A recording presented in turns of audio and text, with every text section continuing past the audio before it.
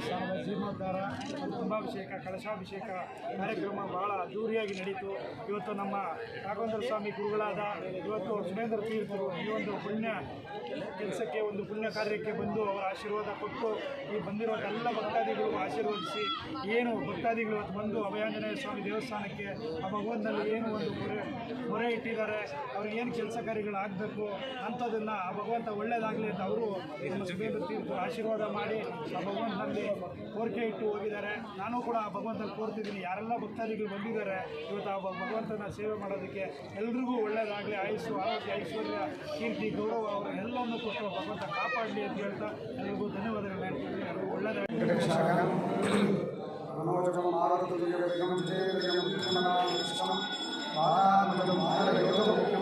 ಶ್ರೀರಾಮಂ ಸಹಸಾನಮಾಮಿ ಸದ್ಧಿರಬಲಂ ವಿಶೋಧೇಯಂ ಭಗವತಮರೋಗಃ ಅಚಾರ್ಯಮಾಗವೇಂಚ ಹನುಮತ್ಸನಾನಂದಿ ರಾಮಶ್ರೀಗಣಂದಿ ನಮ್ಮ ಪುರಾತನವಾದ ದೇವಸ್ಥಾನ ಸುಮಾರು 7 ವರ್ಷಗಳ ಕಾಲ ಒಂದು ದೇವಸ್ಥಾನದ ದಕ್ಷಿಣ ವಿನಾಯಕನಾದಂಥ ನದಿ ತೀರದಲ್ಲಿ ದಕ್ಷಿಣಾಭಿಮುಖವಾಗಿ ನಡೆಸಿರುವಂಥ ಒಂದು ಅಭಯಾಂಜನೇಯ ಸ್ವಾಮಿ ದೇವಸ್ಥಾನದಲ್ಲಿ 300 ವರ್ಷದಿಂದ ಇವರು ಸ್ವಾಮಿಯವರಿಗೆ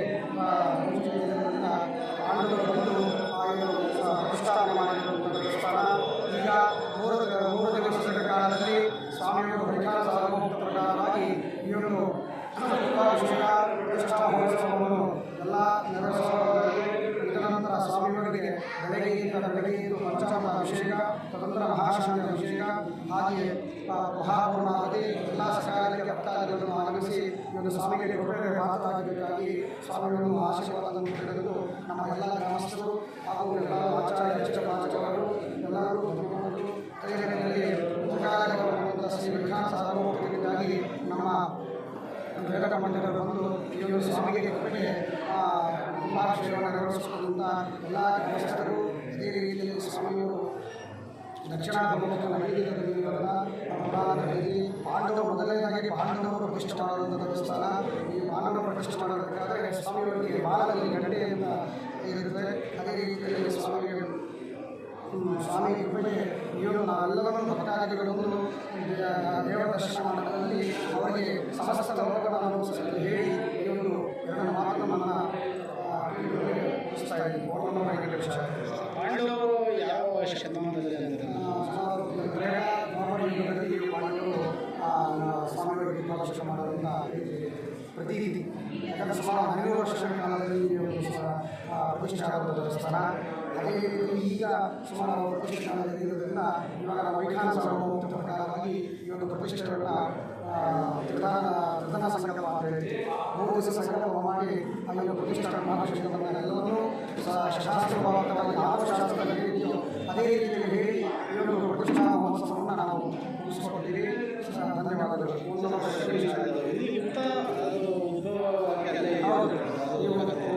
ನಾಗರಾಜರು ಇಲ್ಲಿ ಹೇಳ್ತಾರೆ, ನಾಗರಾಜರು ಈ ಪ್ರತಿಕ್ರಿಯೆಯಾಗಿ ಅಂತ ಸುಮಾರು 300 ವರ್ಷದಿಂದ ನಾಗರಾಜರು ಅಲ್ಲಿ ಪ್ರೋತ್ಸಾಹಿಸಿದ್ದು. ಅದೇ ರೀತಿಯಲ್ಲಿ ಸ್ವಾಮಿಗಳು ನಾಗರಾಜರು